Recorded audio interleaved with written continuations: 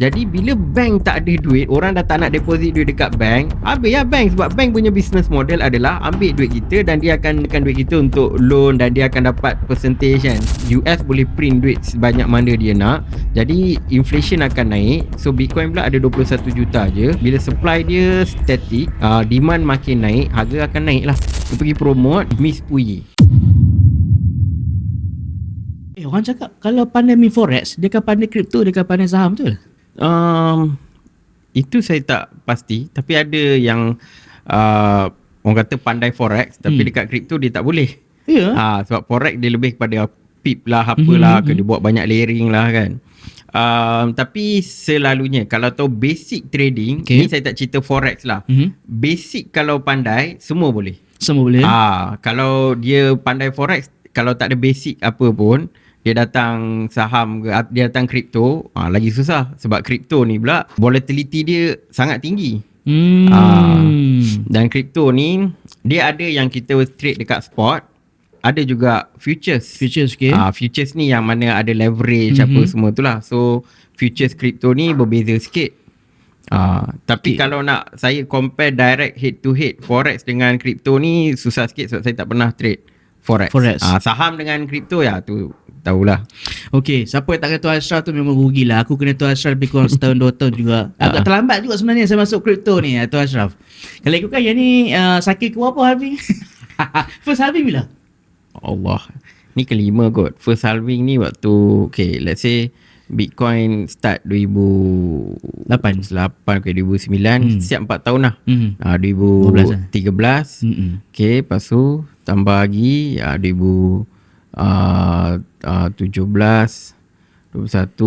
Rasa ni yang fifth one lah kot. Yang fifth.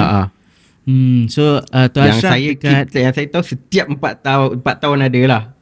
Dan saya ingat okey. Sebenarnya kalau saya tak tahu pasal kripto sangat pun ataupun news, kita tak pandai fundamental analysis. Saya suka tengok video Tuan Ashraf sebenarnya. Dia memang sangat-sangat detail dan ajak dulu sebelum kita tak boleh promote certain exchange ni, pernah buat direct trading kan time tu. Ajar live lah ketika tu lah. Ketika time tu saya buat macam live trade apa semua, tunjuk platform tu. But sejak ada orang kata arahan daripada government, yang mana kalau kita promote exchange yang tidak berdaftar dengan Suruhanjaya Security akan dikenakan denda 10 tahun ataupun bayar denda penjara 10 tahun, bayar denda 10 juta ataupun kedua-duanya sekali. 10 juta So not worth the risk lah. Betul, kan? Not worth the risk. So publicly memang kita tak boleh promote exchange yang tidak berdaftar.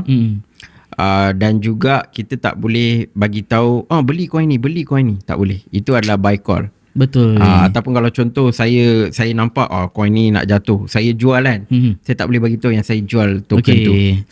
Sebenarnya waktu buat live trading tu rasa ramai yang belajar tau ketika tu. Betul. Ashraf. Lepas tu tiba-tiba keluar arahan tu, sayang sebenarnya. Memang. Tapi itulah ada sebab kenapa kerajaan tak bagi kita promote. Rasa tu Ashraf kenapa? Kenapa contoh macam Hatta ataupun Luno dibenarkan? Satu, of course Hatta dengan Luno dah ada license, so memang dibenarkan lah. Exchange lain sebenarnya tak ada masalah pun. Bukan diorang ni scammer. Cumanya mungkin untuk masuk market Malaysia ada beberapa perkara yang mereka kena buat, mungkin akan makan kos. Mungkin macam Bybit ke Binance all this ni, diorang pernah berbincang dengan Suruhanjaya Security kan. Macam even Bybit pun masih dalam perbincangan. Dan Bybit pun sebenarnya adalah pelabur untuk Hatta. Okay. So dia adalah angle untuk dia masuk Malaysia ni. Cuma directly mungkin sebab saya ada pegawai dekat Bybit yang saya selalu communicate. Dia kata Malaysia? Dia orang Malaysia. Tapi sekarang dia banyak jaga market luar Malaysia lah. So dia bagi tahu lah, ada banyak perbincangan dengan Suruhanjaya Security and mereka cuba comply tapi agak susah lah. So ada satu benda mungkin sebab exchange ni diorang kena jaga core business model. Kalau ada satu benda yang diorang kena tukar everything kan, bagi mereka agak susah lah. Lebih baik diorang fund exchange yang dah ada dekat Malaysia, macam Bybit bagi duit funding dekat Hatta macam tu. And lagi satu, dari sudut memang kita rasa agak terkilan lah bila ada peraturan macam ni, tapi at the same time saya orang kata cuba memahami dari perspektif kerajaan, di mana kripto ni adalah benda yang open. Bila benda ni open, orang baik pun masuk, orang jahat scammer pun masuk. Jadi dari sudut filtration tu mungkin kerajaan tak ada that capacity kan, ataupun the technology untuk filter. Macam ni kita nak tahu ni scammer, ni okay kan. Ada yang nampak okay, tiba-tiba scammer kan. So waktu tahun 2021 2022 banyak orang kata benda-benda instrumen platform kripto yang mana Ponzi. Contoh macam Gigamax. Kalau doktor pernah dengar Gigamax tu viral kat TikTok, betul kan, Fintosh kan. Benda-benda ni orang kata susah untuk government nak halang sebab dia start kecil, by the time dia dah besar ramai dah masuk dan sebagainya. Jadi bila diorang ni dah kena scam kan, platform tutup ke apa ke kan, diorang akan pergi dekat government lah. Dia kata kenapa benda ni boleh berlaku, kita orang kena tipu. Dia akan pergi NGO pula buat ni. Jadi I mean from government side diorang pening lah kan. Bila kita buka kan, orang-orang macam ni masuk take advantage. Lalas on one side rakyat pun kena celik jugalah kan. Janganlah bila orang kata setiap hari dapat profit, kau pergi labur 100,000 200,000 kan. So you on the people side pun ada kekurangan juga. Dan biasalah orang ada ego, dia tak nak mengaku dia salah. Jadi bila dia dah tahu dia kena scam, instead of muhasabah ke apa ke, belajar ke kan, dia akan complain. Then maybe jumpa NGO mana-mana, kumpul ramai-ramai, buat press statement apa semua. So government pula pening, alamak apa pula ni. Jadi of course government akan nampak, tak payahlah aku pening-pening, aku block everything, only Bybit dengan Hatta. Sebab dia takutlah kadang jadi apa-apa problem, semua akan cari government balik. Tapi contohlah kan, apa jaminan government dengan Hatta dengan Luno ni tak akan di-scam ataupun di-hack? Hack memang tak ada jaminan. Memang tak ada jaminan. Jaminan dia lebih kepada kalau apa-apa jadi dekat Hatta dengan Luno lah kan. Contoh business not going well because of market dan sebagainya, mungkin diorang kena tutup operasi. Jadi bila dia nak tutup operasi, dia kena pulangkan balik duit pelabur lah yang kita park tu. Itu government boleh guarantee. Sebab yelah they are reporting to the government kan. So yang tu maybe government boleh ni lah, sebab government tahu siapa founder semua orang Malaysia. So dia susah untuk diorang nak buat hal.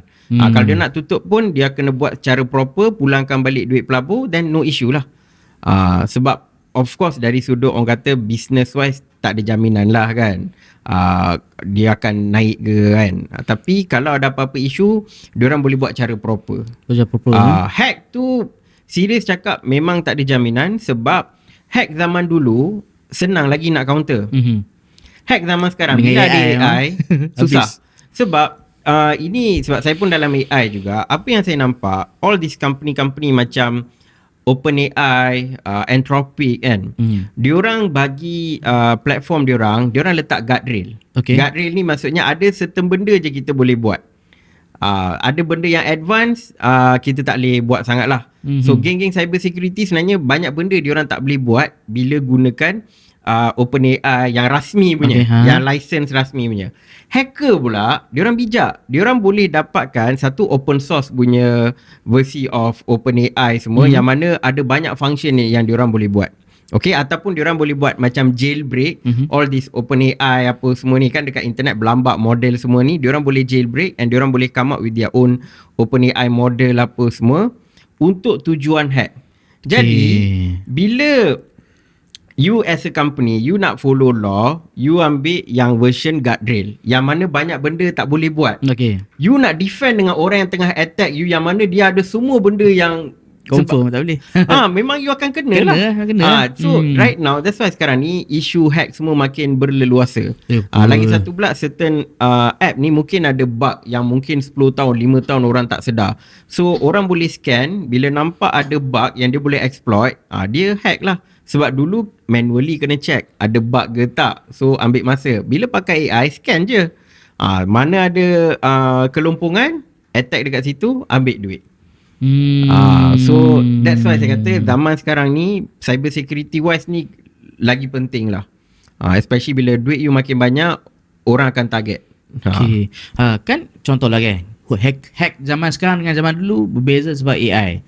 Cyber security kalau ada AI lagi power kalau ikut kan. Memang, tapi AI dia kena jenis yang orang kata apa ni, tak ada apa-apa sekatan. Bila you pasang guardrail dekat your AI, maksudnya ada certain benda OpenAI tak bagi you. So bila you ada, ibaratnya macam you beli orang kata apa ni, vest kalis peluru, tapi ada benda bocor dekat situ. So bila orang tembak kena lah. Mati lah. Mati lah. So in terms of defensive, macam OpenAI ni semua diorang tak buka everything. Sebab tu sekarang ni dalam dalam AI punya community, ramai dah kata kita tak boleh bergantung kepada close AI. Close AI ni AI yang dimiliki oleh syarikat besar. OpenAI, orang kata apa ni, Anthropic kan, Meta, semua ni syarikat besar. Sebab dia hanya bagi kita guna certain part je. Tak semua kita boleh access. Kalau open source, apa benda kita nak buat, kita boleh buat. Itu yang China punya AI tengah naik. Yang Kimi yang latest diorang launch tu macam dah nak sama level dengan Anthropic kan. So dia kata company kena guna open source punya AI so that kita boleh customize banyak benda. Banyak benda yang kita kena belajar pasal AI ni itulah sebab saya pun yelah kadang-kadang guna macam my wife dia banyak into AI, nak buat video semua kan. Itu tak boleh, ini tak boleh, asyik kena apa shadow ban. tak bukan itu shadow ban tu lain TikTok. Ini untuk buat AI video. Contoh macam saya ni, saya suka troll Trump for example. Saya cakap lah, boleh tak buat karakter Trump ni, buat tak dapat kan. So frust lah. Ada banyak benda kita nak buat. Even contoh video selebriti semua tak dapat buat kan. Tak boleh buat tak boleh buat. Dia akan Dia sekat tu, kita bagi guardrail tu. Dia guardrail. Tapi kalau pakai open source, semua boleh kan. Sebab certain orang dia nak explore banyak benda. Bila you letak sekatan, dia jadi tak best. Yes, setuju. So kita back to crypto back to crypto. Okay, kenapa market crypto sekarang modom tu Ashraf? Kita semangat dulu ni. Sebenarnya saya masuk 2 tahun lepas. Masuk 2 tahun lepas. 2 tahun lepas. Baru betul-betul serius lah tengok video Dr. Ashraf dan sebagainya. Dan makin seronok. Waktu tu Trump belum jadi sebagai presiden. Bila dia masuk presiden, kita ingat dia boleh meroket, lala jahanam tu semua. Sampai sekarang pun saya dengar ada juga a few exchanger yang kecil-kecil dah start tutup. So apa yang jadi dengan market crypto sebenarnya sekarang ni? Market crypto ni kalau macam zaman sekarang ni, kalau saya nak bagi tu satu benda lah, saya akan cakap leverage. Over leverage. Sebab of course dia ada banyak faktor. Tapi bagi saya letak leverage nombor 1. Okay, saya cerita sikit what happened in the past lah. Saya masuk kripto ni zaman 2015. Saya dapat tahu wujudnya benda yang kita panggil Bitcoin ni kan. Sebab ada orang nak saya join MLM kripto. Dia kata join ni kau boleh jadi jutawan. Standard lah MLM kan. So dengar-dengar lepas tu saya macam apa benda Bitcoin ni kan. Sebab dia nak saya masuk satu coin nama dia Gemcoin. Tapi dia konsep MLM lah, yang orang akan lukis apa binary kan. Kau tarik orang 2 orang, kau dapat ni 2 orang ni, lepas tu kau dapat percentage. Saya dah macam turn off lah, lama MLM pula kan. Tapi saya interested bila dia duduk kutuk-kutuk Bitcoin kan. Dia kata Bitcoin ni nanti akan pupus, Gemcoin ni akan jadi top number 1 kan. So terdengar kan. Tapi dia tak explain lah Bitcoin ni apa semua. So saya buat my own research. Zaman dulu tak ada banyak konten kripto, jadi kita kena baca dekat forum, dekat blog yang mana kita pun tak tahu siapa tu kan. Reddit pun ada juga kan. So saya baca-baca, lepas tu baca white paper Satoshi kan.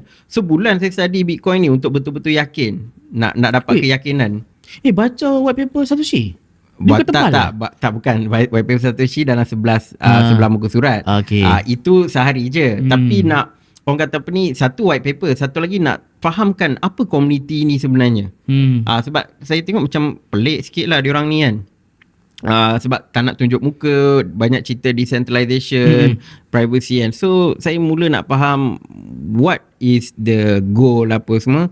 And then saya dapat tangkap lah. Okay, so walaupun Bitcoin ni kita nampak dari sudut teknologi kan, tapi dari sudut naratif ni ramai tak nampak. Okay, naratif dia adalah sebenarnya first thing first, teknologi blockchain ni dah lama dah ada. Sejak tahun 90-an lagi dah ada. Oh ya? Dah ada dah. Sejak tahun 90-an lagi dah ada. Cumanya dia tak ada use case. Okay? And then of course perlu buat penambahbaikan semula. Even 90s pun ada yang try to attempt buat crypto macam e-cash apa semua, tapi dia tak go. Okay, sebab apa? Sebab dia tak ada naratif untuk push. Bitcoin ni dia datang pada tahun, doktor kata tadi berapa? 2008 kan? Wan cakap 2008 kan?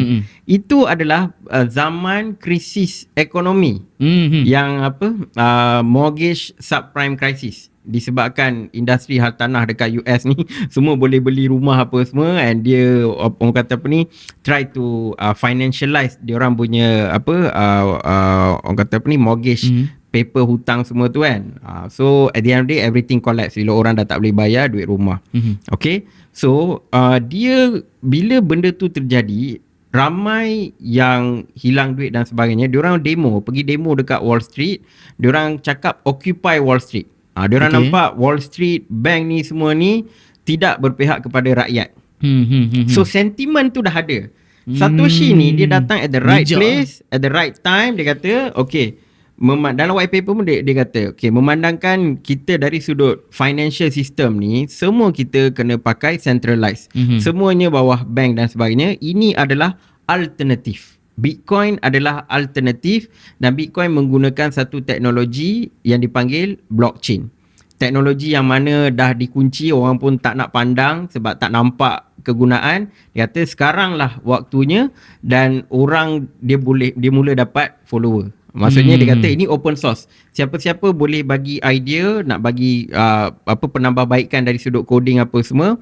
Ni open source, siapa-siapa boleh contribute, dan benda ni is working. Sebab orang kata apa, Bitcoin untuk menunjukkan dia berjaya senang je. Aku duduk dekat Malaysia, aku boleh hantar Bitcoin dekat kawan aku dekat US. Itu je. That is the idea. Dan Satoshi dapat dah benda tu.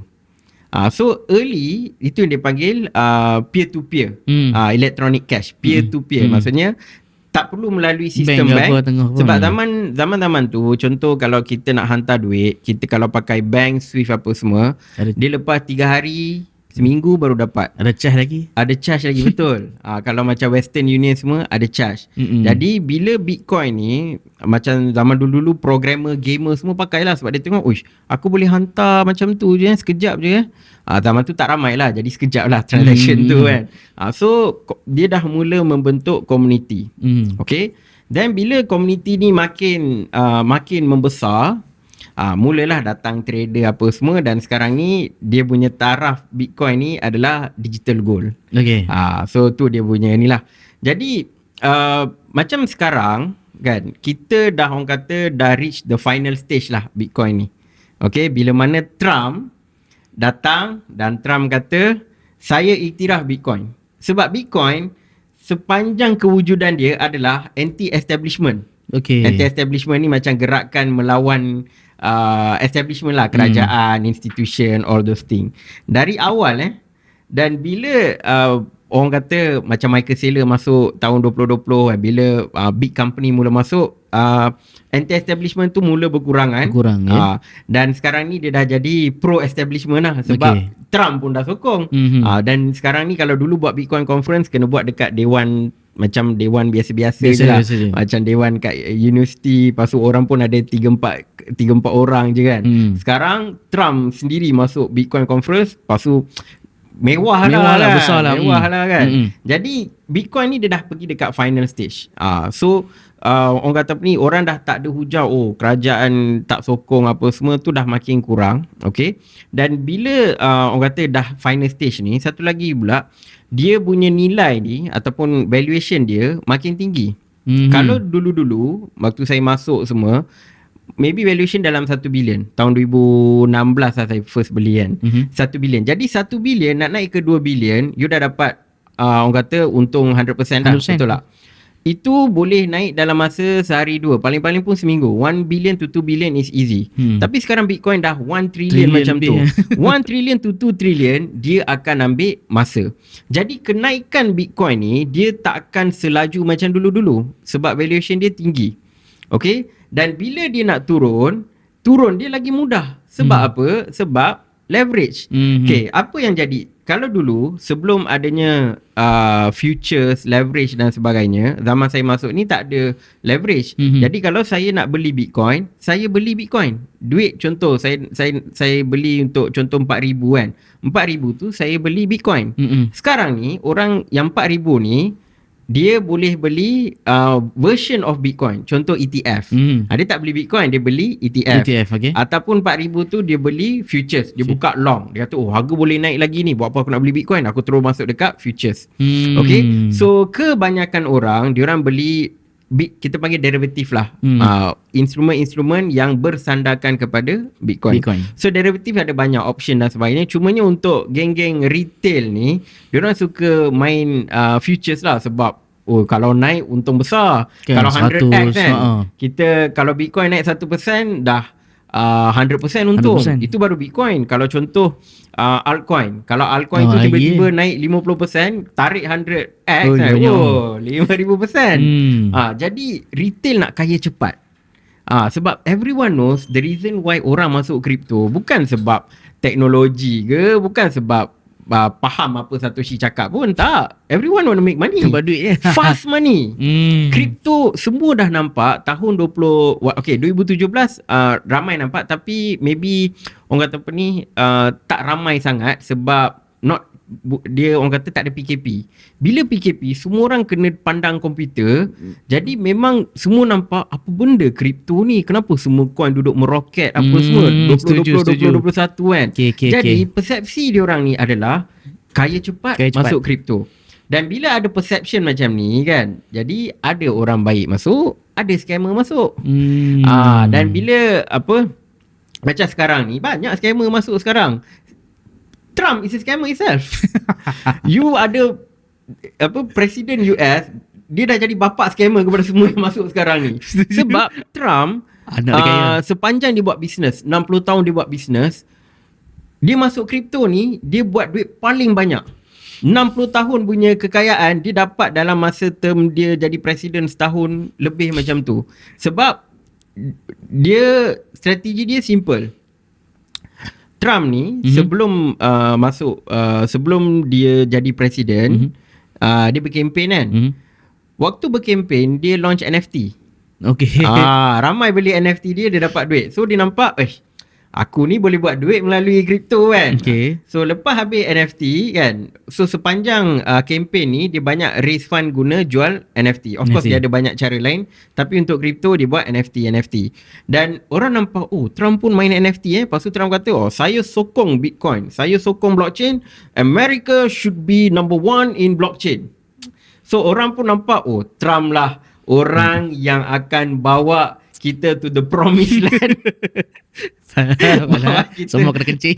Betul-betul promised land. Sebab he is convincing. Doktor pun tahulah. Sebab bukan bab kripto je dia kencing. Semua benda dia dah kencing sebenarnya. Kan? So orang pun nampak percaya and everyone was on board. Sebab nak dapat seorang presiden yang sokong kripto ni bukannya mudah. Dan dia bukan saja dia kata dia sokong kripto, orang nampak dia pernah buat NFT dan sebagainya. So waktu kempen memang dia katalah, apa korang nak Gary Gensler keluar. Sebab sebelum ni orang tak suka Gary Gensler sebab dia duduk tekan kripto. Boleh, semua boleh lah. Saya akan buat Bitcoin Strategic Reserve apa semua. So dia kata ini manifesto dia. So orang suka. But benda yang dia tak cerita dalam manifesto ni adalah agenda dia. So what happened lepas dia dah menang, waktu dia menang memang Bitcoin naik lah, dari 60,000 naik ke 90,000 macam tu kan. So memang happy lah semua orang. Nampak Belum lagi masuk masuk pejabat, harga Bitcoin dah naik. Bayangkan kalau dia duduk dekat kerusi dia buat semua-semua ni kan. But then sebelum dia masuk pejabat, dia buat meme coin. Ya, Dia launch coin dia sendiri. Dekat situ ramai kena game. Sebab tiba-tiba dia buat announcement. Bini dia pun sama. Bini pun sama. Dia tengok apa laki aku buat, aku Bini pun nak sama. buat. Bini pun sama, Bodoh anak betul. semua. So laki bini buat benda ni kan, dah naik. Lepas tu dia jual, and then now harga dia memang jatuh lah. So ramai yang kena scam dengan dia. Dan melalui jualan meme coin ni pun dia dah dapat berjuta-juta. Jadi dia menunggang kripto sebenarnya. Dia tunggang dan dia dapat banyak benefit. Okay, so the reason why macam doktor tanya kenapa dia tak naik kan, sebab dulu tak ada orang-orang macam ni.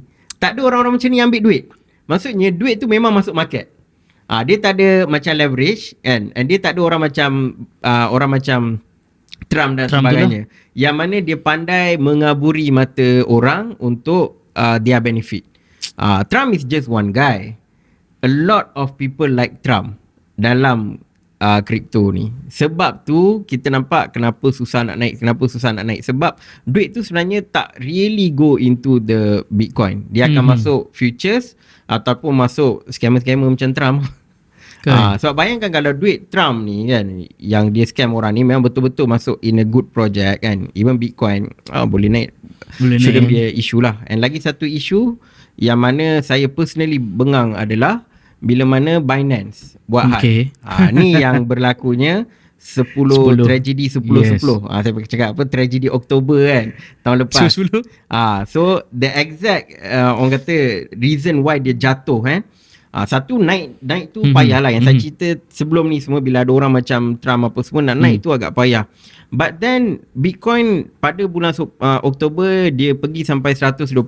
Betul, which is okay lah, sebab waktu bulan 1 bulan 2 dia pergi 100,000. Lepas tu Trump cerita pasal tarif apa semua, dia jatuh kan. Lepas tu dia recover balik. Dia pergi sampai 120,000.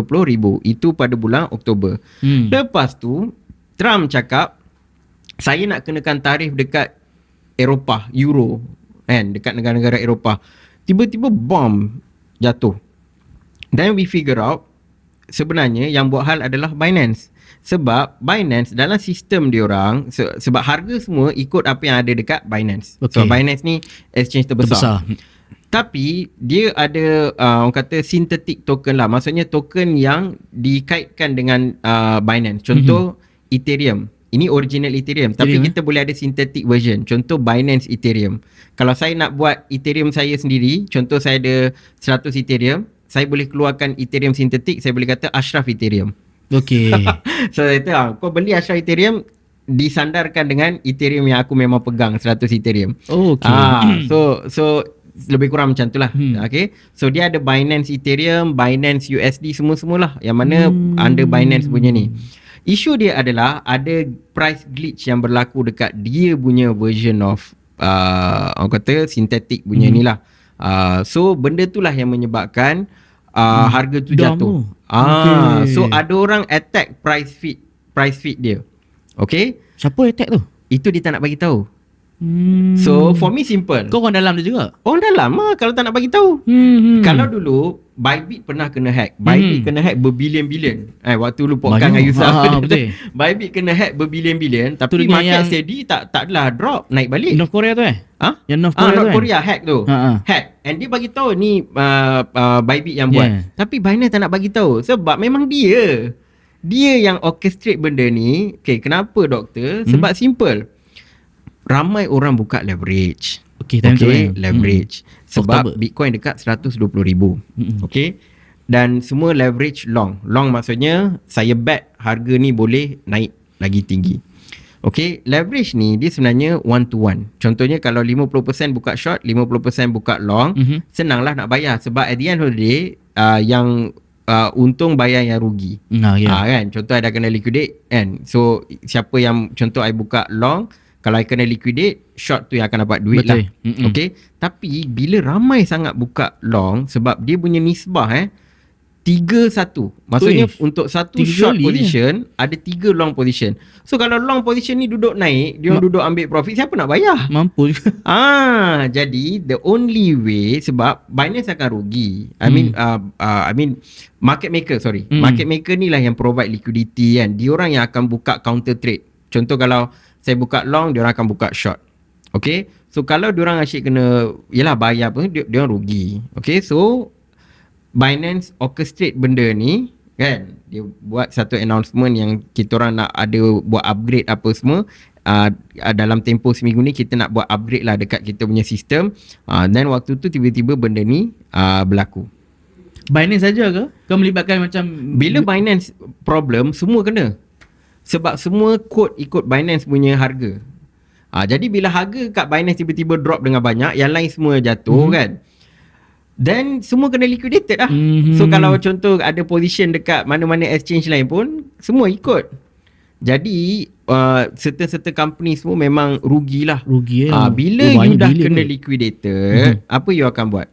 You akan jual the real crypto. Contoh ada Bitcoin. So nak cover lah, nak cover apa ataupun nak trade balik apa semua, yang mana yang you hold ni, you kena jual Bitcoin tu. So harga dia akan drop lagi banyak lah. Sebab tu saya kata leverage ni adalah something yang bahaya lah. Sebab tu dalam bahasa Inggeris kata 3 benda yang rosakkan lelaki, liquor, ladies, leverage. 3L. Liquor, leverage dengan Ladies lah. Okay, so senang faham macam ni lah. Exchange memang tak mau rugi. So yang main leverage tu, yang long dengan short tu yang menentukan pergerakan market akan datang. Betul. Senang cerita. Sebab contoh kalau sebenarnya yang akan lost duit ni selalunya retail. Sebab retail tak tahu how this thing works. Retail dia akan FOMO. Okay. Jadi katakan Dr. Wan retail, saya pun retail kan. Kita semua ni retail, kita buka buka long ke short ke kan. Data-data semua ni exchange ada. Dan exchange akan share dengan market maker. Jadi market maker pun nampak, okay, pada harga contoh let's say sekarang harga Bitcoin 65,000 kan. Katakan ramai yang buka long position. Maksudnya dia nampak, Bitcoin boleh naik lagi tinggi kan. Boleh naik lagi tinggi. Okay, aku belilah dekat harga 65,000. Okay, lock 100x. Leverage ni bergantung lah kan. Diorang suka liquidate orang yang main leverage tinggi, 100x, 50x and above lah. Leverage yang rendah ni susah nak liquidate. Okay.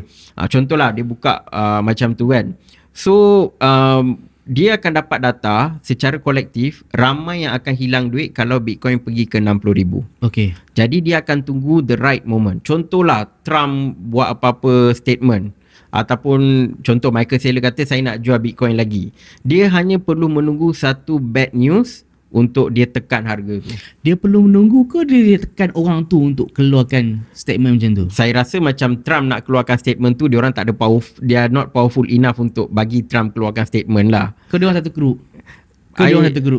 Group saya tak pasti. I mean Trump ada group dia dalam kripto. Ada. Mungkin juga, tapi based on what happened, diorang tak semestinya gunakan Trump punya news je. Apa-apa news yang mana diorang rasa boleh guna, dia akan guna. Contoh macam sekarang ni Kevin Walsh. Kevin Walsh ni pengerusi Federal Reserve yang baru.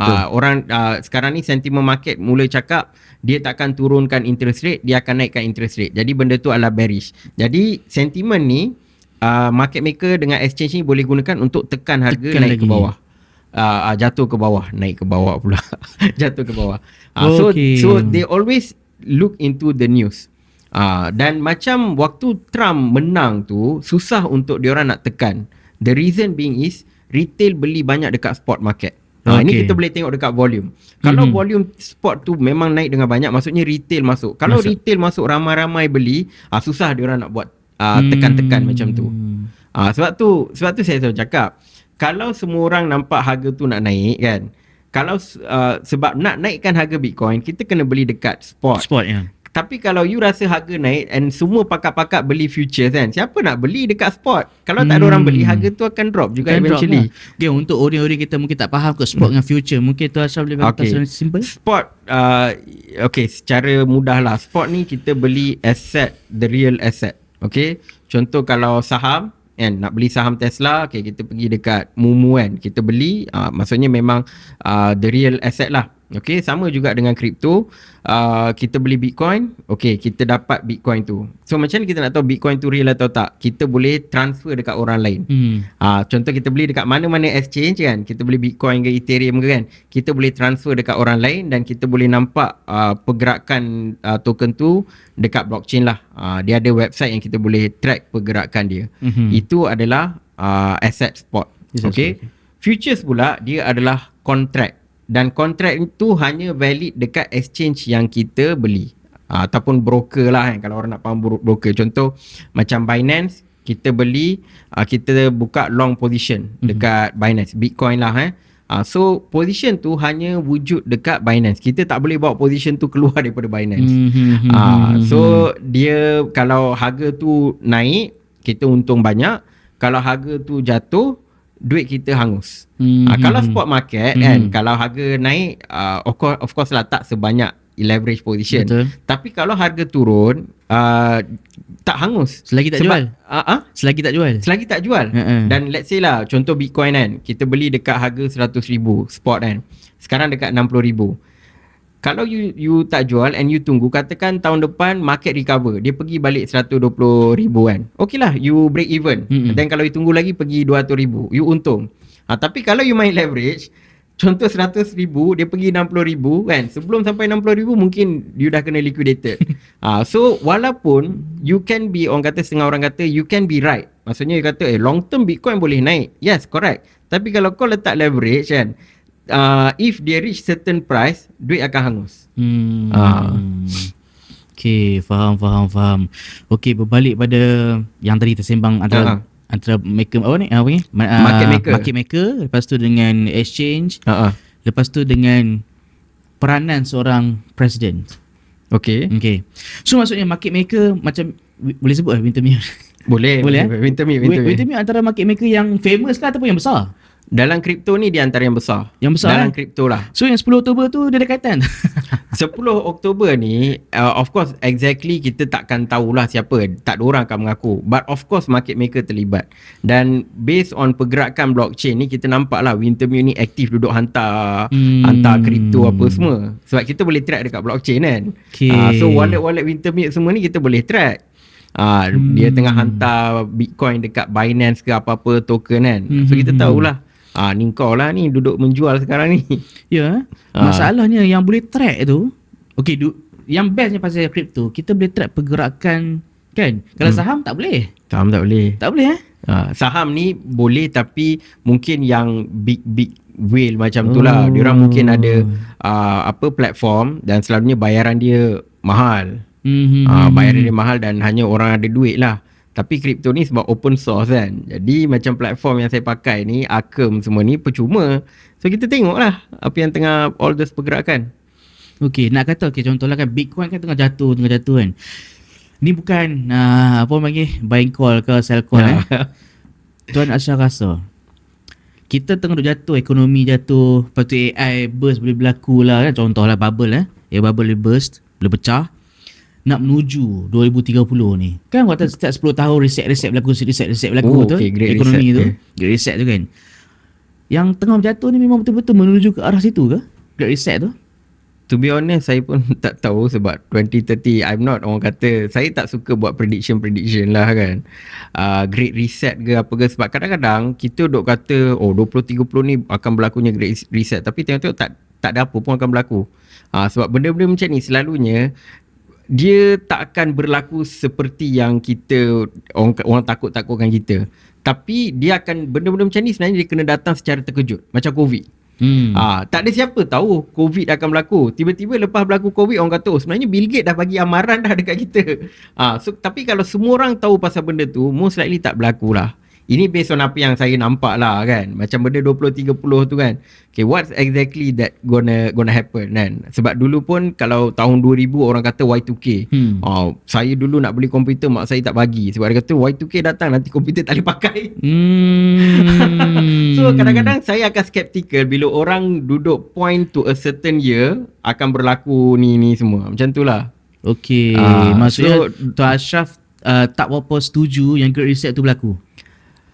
bukan nak kata saya setuju atau tak setuju, saya tak kisah pun pasal 20-30 sebab anything can happen. Sebab diorang pun tak bagi tahu geng-geng orang kata great reset lah apalah kan. What exactly gonna happen 2030? You bagi tahulah. Semuanya vague. So far based on saya tengok ni, dia vague. Dia kata ekonomi akan jatuh. Okay, how? So dia sangat-sangat vague. Jadi saya pun macam tak apalah. Sebelum 20-30 pun anything can happen juga. Betul juga tu, make sense juga Sebab selalunya benda terkejut-terkejut ni kita takkan tahu. COVID is bagi saya best example lah. Sebab 2020 kita tak boleh expect kan? Tak boleh expect benda tu berlaku. Tak boleh expect sebab 2020 kan kita ni dibesar waktu bersekolah kan. Tun Mahathir kita punya Perdana Menteri, wawasan 2020. Masa kecil-kecil pemikiran saya 2020 kereta terbang kan. Macam tu lah kan. Tapi bukan kereta terbang. Duit terbang kita duduk tunggu. Duduk rumah kan. Duduk rumah aja kan. Sebab tu like what we expect kan. Always orang kata manage your expectation lah. Jangan expect tinggi sangat, jangan expect positif sangat, jangan expect negatif sangat. Bersedia untuk sebarang kemungkinan. Sebab bagi saya kita boleh merancang, kita boleh ni, tapi Allah juga yang akan tentukan what gonna happen at that time, at that moment. So kita kena sentiasa bersedia dengan penentuan Allah. Menarik. Okey, Tuan Ashraf, ada satu soalan yang agak mungkin kontroversi sikit kot. Boleh tak masalah. Boleh. Apa end game kripto ni sebenarnya?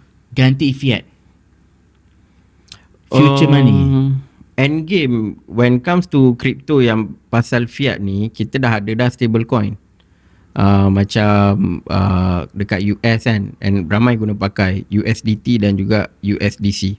Okay, so dia lebih kepada meningkatkan penggunaan stable coin. Dan macam duit fiat ni dia sangat related dengan bank. Basically dia daripada bank lah. Stable coin pula dia bukan datang daripada bank, dia datang daripada syarikat persendirian. Contoh kita ada dua yang famous, USDT daripada syarikat Tether dan USDC daripada syarikat Circle. Okay, so end game or not, saya nampak sekarang ni dia ada satu competition. Okay, bank mereka gunakan fiat ni untuk buat duit. Kita pun tahu macam mana how loan works kan, fractional reserve bank dan sebagainya. Maksudnya bukan semua duit kita park dalam bank tu bank pegangkan. Tak, bank akan gunakan untuk bagi loan ke, reinvest ke, whatsoever lah. Okay, dan juga bila kita simpan duit fiat dalam bank kan, kadang-kadang kita tak dapat apa pun. Sometimes dapat lah, dia bagi 1% ke 2%, but usually tak sampai pun. Usually if saving, you letak duit dekat saving, I don't think so you'll get anything from bank kan. Letak berapa banyak pun tak dapat. Okay, tapi untuk stablecoin, syarikat stablecoin ni bagi tingkatkan adoption, okay, penerimaan orang dan sebagainya, especially di kalangan retail lah.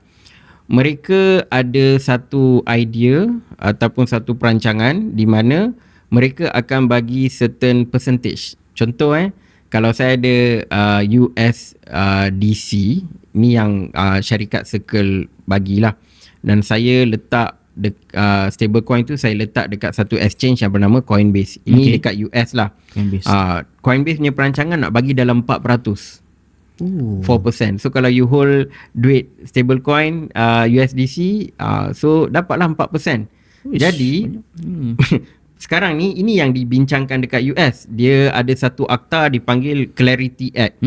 Clarity Act ni adalah macam mana nak bagi orang kata apa ni, nak define crypto tu supaya semua orang nampak apakah akta yang melibatkan crypto, jadi company dan sebagainya boleh invest. So banyak benda yang sebenarnya clear, tapi bab ni bank memang lawan. Bank tak bagi. Sebab bagi bank, kalau contoh Circle boleh buat macam tu, buat apa orang nak simpan duit dekat bank? Sebab Circle pun regulated under government. Okay. So orang akan ambil duit, park dekat Circle, dia orang boleh dapat 4%. Jadi bila bank tak ada duit, orang dah tak nak deposit duit dekat bank, habis lah bank. Sebab bank punya business model adalah ambil duit kita dan dia akan gunakan duit kita untuk loan dan dia akan dapat percentage kan. So syarikat kripto, syarikat stablecoin ni, diorang boleh bagi 4%. Bondo tu dilawan kau-kau. Bukan tu ke yang niat asal Satoshi Nakamoto? Satoshi Nakamoto tak ada kaitan dengan stablecoin. Dia kata dia nak bypass bank. Bukan bypass. Ramai ingat Satoshi Nakamoto nak bypass. Tak. Satoshi Nakamoto sebenarnya dia hanya sediakan alternatif. Yang nak lawan dengan bank semua ni adalah community. Satoshi Nakamoto ni dia macam ni lah. Dia tahun 2009 semua dia buat white paper semua. Dia fokus on Bitcoin development sampai tahun 2011 kalau tak silap saya lah. Maksudnya kita boleh interact dengan dia dekat apa benda ni, dekat forum apa semua, kalau ada penambahbaikan semua. Bagi dia, as long Bitcoin ni kita boleh buat transaction ataupun hantar dari individu A ke individu B dan tak ada apa-apa masalah, maksudnya tugas dia dah selesai. Jadi dia kata tahun 2011 dia kata saya dah 4 tahun dah spend my energy, my time untuk Bitcoin. Sekarang ni saya akan berundur, saya nak move on dan saya akan serahkan dekat komuniti. Jadi bila diserahkan dekat komuniti ni lah yang lawan cipta. Dia kata ini adalah benda yang kita boleh gunakan untuk lawan, kita jadikan ni sebagai anti-establishment punya ni. Lepas tu ada komuniti lain pula datang, trader kata ini kita boleh buat duit, trade apa semua. Lepas tu as things goes bigger kan, 2017 datang pula komuniti baru kata ini macam boleh ganti emas ni. So sebenarnya Bitcoin ni dia evolve berdasarkan komuniti. Sebab teknologi dia buat benda basic je, Dr. Wan. Hantar duit dari, kalau saya ada Bitcoin, saya tak nak hantar melalui bank, saya hantar dekat doktor, gunakan teknologi blockchain. Itu je lah. Cuma bila harga dia naik, dan lagi satu beza Bitcoin dengan kripto lain, dia hanya ada 21 juta. So orang nampak duit US boleh print duit sebanyak mana dia nak. Jadi inflation akan naik. So Bitcoin pula ada 21 juta je. So orang kata apa ni, bila supply dia static, demand makin naik, harga akan naik lah. Jadi 21 juta ni lah yang komuniti duduk ulang-ulang sampai benda tu jadi satu naratif yang sangat penting untuk Bitcoin. Benda tu lah yang Michael Saylor guna, and that's how dia tengah berkembang lah. Token mana lagi ada limit supply macam Bitcoin lah? Tak ada. Bitcoin je. Bitcoin saja. Ada je. Ada. Token-token lain pun ada banyak juga kan. Cuma beza diorang dengan Bitcoin ni, Bitcoin dia ada halving 4-year cycle. Token lain tak ada. Tapi kalau yang ada cap tu, contoh 21 juta tu kan, banyak token ada macam tu. Cuma agihan token tu Bitcoin je yang lain daripada Bitcoin lain. Bitcoin saja Tapi problemnya kalau Bitcoin naik, kalau ikutkan semua naik kan, altcoin naik. Tapi ada yang tak naik Banyak yang tak naik. Itu yang problem. The reason being is, ini supply and demand lah kan. Bitcoin dia dah ada dia punya own, orang kata pembeli. Maksudnya dari orang yang baru nak masuk sampai company-company besar pun boleh park duit dekat Bitcoin. Bagi diorang ada keyakinan lah. Suatu Michael Saylor beli Bitcoin dan sebagainya. Altcoin ni kita kena faham, pembeli dia adalah most likely retail. Company besar takkan beli altcoin. Most likely takkan beli. Company besar Bitcoin, paling-paling pun Ethereum. Sebab tu BlackRock dia buka ETF dekat dua, Bitcoin dengan Ethereum. Sebab company besar tengok, BlackRock buka dua ni, kita beli dua ni je lah. Yang lain-lain dia tak ni. So itu adalah realiti yang mana altcoin holder kena faham. Number one is just me and you, retail. Company besar takkan sentuh altcoin sebab yelah baru, risiko apa semua, diorang takkan nak letak duit dekat situ. Yang kedua adalah banyak altcoin sekarang, Dr. Wan. Banyak. Kalau dulu kos untuk buat altcoin ni mahal. Sebab kita kena buat programming apa semua. Mahal kos dia. Sekarang saya boleh ajar Dr. Wan, seminit Dr. boleh buat coin. Saya boleh tunjuk Dr. Wan buat pump. Letak gambar, letak nama, tekan submit, nak berapa banyak coin. Senang dan kos dia rendah. dalam kurang daripada RM1 insya-Allah. Weh, murah betul kan? Murah. Jadi dekat US nenek pun dah boleh buat coin sendiri. Okay. So bila everyone can do that thing, akan berlaku lambakan altcoin.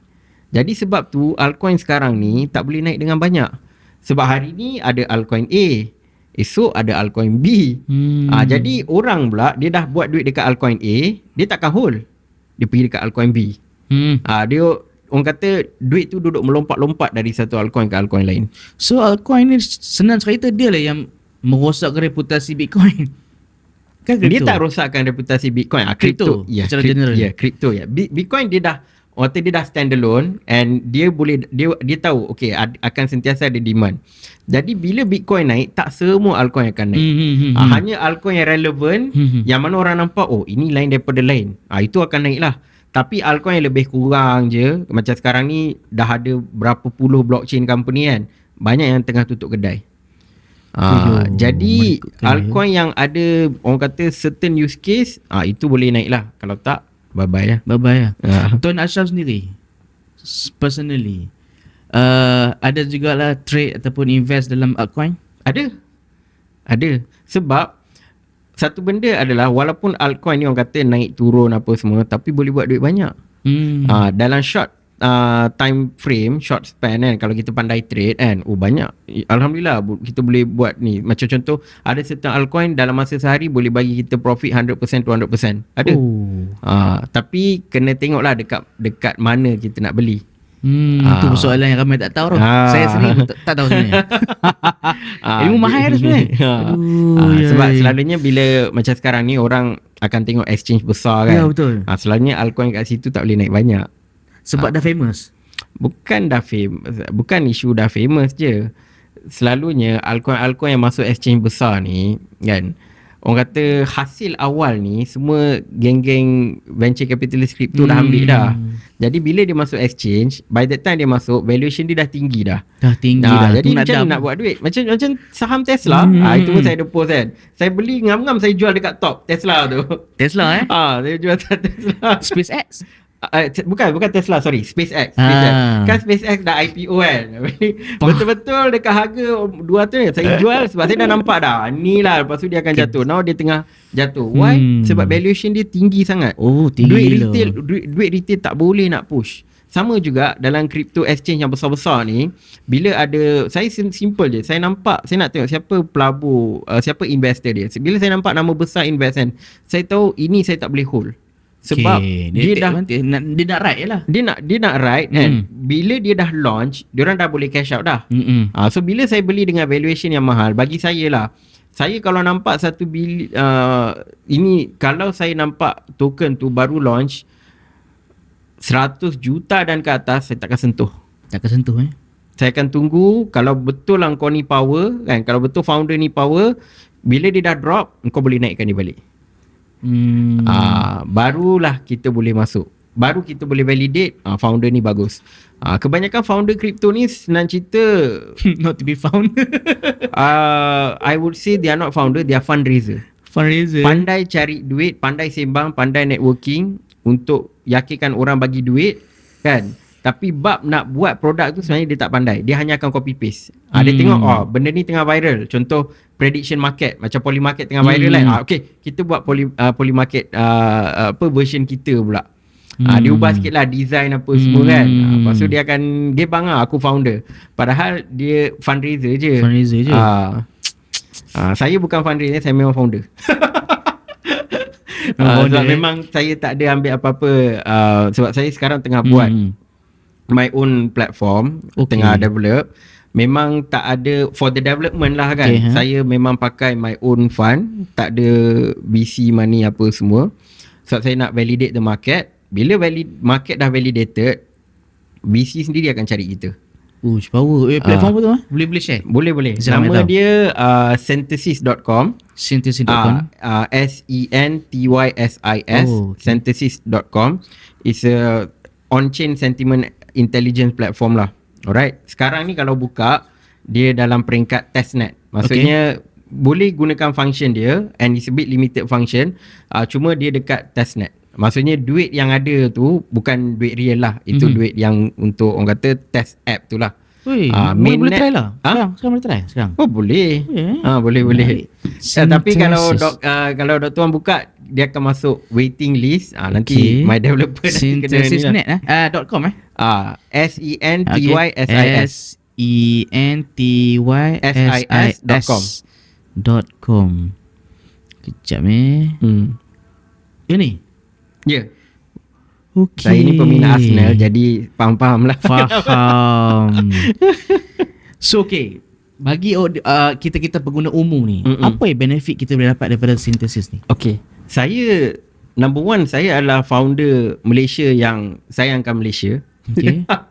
Jadi one thing, saya nampak banyak app dekat market ni. Cuma saya tahu ada benda yang contohnya haram, macam Polymarket ni. Dia punya mekanisme tu haram. So saya nampak memang tak boleh. Tapi saya tahu ada certain benda yang kita boleh ambil. Okay. So contohnya orang gunakan Polymarket ni as part of sentiment analysis dan sebagainya. Prediction semua. So saya ambil bab tu. Cuma bab prediction tu saya tak ambil. Sebab tu memang haram. Haram lah prediction. Itu memang haram. But you can create content and make money. Jadi apa Synthesis ni, dia ada dua. Satu adalah on the user punya side. Macam ni user nak buat duit? Katakan doktor ni in the health industry. Dalam tu ada science and healthcare kalau tak silap saya. Dia ada kategori. Dia ada kategori sport, politik, science, entertainment, healthcare pun ada juga. So katakan doktor buat satu posting pasal peptide. Peptide. So doktor buatlah. Dia macam buat artikel je. Buat artikel, tak payah panjang-panjang pun. Sebab doktor nak create narrative on your ni. Macam saya kata, Bitcoin naik sebab narrative. Narrative, ya betul. Sebab walaupun kita ada content, kalau kita tak pandai narrative, susah. Tak jalan juga. Jadi kalau doktor tahu on the science part how peptide work, but kena cerita certain part yang mana akan attract orang. Macam hook lah. Hook lah, lebih kurang hook lah. So doktor pun create that thing, post dekat situ. Nanti orang bila doktor post, doktor akan post atas blockchain. So your content will sit on blockchain. Pasal peptide tu lah. Contoh lah kan. So doktor buat artikel, letak gambar, bagi nama untuk token. Contoh kalau artikel doktor ni, doktor nak bagi dalam bentuk token tu, nak bagi nama apa? Contoh lah peptide to you ke apa ke. Contoh? Letak benda tu.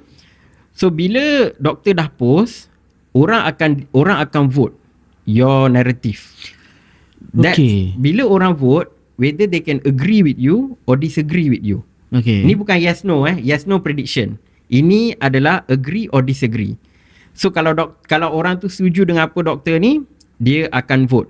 Vote ni they have to vote gunakan USDC. USDC.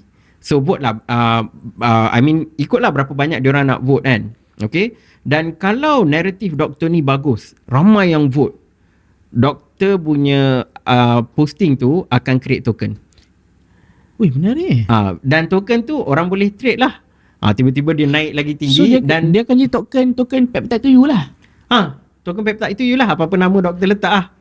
Maksudnya platform Synthesis ni, kita buat satu naratif. Lepas tu ramai yang suka agree. Agree pun boleh, disagree pun boleh. Janji orang kena interact. Interact, agree semua bagai. Dan lepas tu akan terhasil satu token. Kalau cukup lah dia punya ni. Sebab dia, kalau tak silap saya lah, the interaction dan orang kata dia ada certain amount of capital yang doktor kena kumpul melalui orang agree disagree. Kalau dia reach that amount, baru dia akan jadi token. Sebab saya tak nak semua orang main duduk buat token. Kalau tak, no value lah. So siapa yang boleh vote dalam ni? Dia kena ada account? Pakai wallet je, tak payah account pun. Pakai wallet je. Pakai wallet je. So anyone can vote. Contoh follower doktor ke, ataupun orang yang tak suka doktor ke. Menarik ke tu? Dia kata, aku kalau Wan cakap ni, aku nak disagree lah. Disagree. So bila dah reach certain amount, doktor akan dapat, based on diorang agree semua, doktor akan dapat dalam 95% lah. Banyak tu. 95%. And then bila dia dah start trading, for example, benda tu dah jadi satu token, benda tu viral. Semua orang kata betul lah Dr. Wan cakap pasal peptide ni, aku nak beli lah token ni, nak support lah Dr. Wan ni kan. Dia pun belilah peptide to you kan. Setiap kali orang beli, doktor akan dapat trading fee punya percentage. Berapa tu saya tak decide lah, dia ada few ni kan. So ini Asyaf seorang je yang behind mastermind ni? Saya ada developer. Tapi orang kata produk design apa semua saya lah. Tapi developer ni lah yang buat. So benda ni tak boleh buat pakai vibe coding. Oh ya? Yeah? Tak boleh. Blockchain, benda-benda yang blockchain ni tak boleh buat vibe coding. Memang kena pakai developer betul. Cuma yang interface depan tu boleh vibe coding lah. Front end kan, design tu tu kita vibe coding lah kan. Tapi back end tak boleh vibe coding. Okay. So contohlah kan, saya nak buat satu narrative. Tekan sini lah, as per ni. Itu doktor kena register dulu. Dia yang kalau yang dah lulus masuk whitelist tu baru nanti boleh guna lah. Menarik. Maksudnya platform ni menarik sebenarnya. Tapi maksudnya memang tak ada orang yang buat macam tu. Sebab ini ada macam yang certain platform kan, dia macam siapa-siapa buat token lah. Isu dia dia akan ada lambatkan token. Saya tak nak benda tu. Saya nak kita tak payah fokus macam meme semua orang kata benda sia-sia. Prediction market pula haram. Kita nak benda yang berkualiti, naratif yang berkualiti. Macam mana nak tahu berkualiti atau tak? People need to engage with that.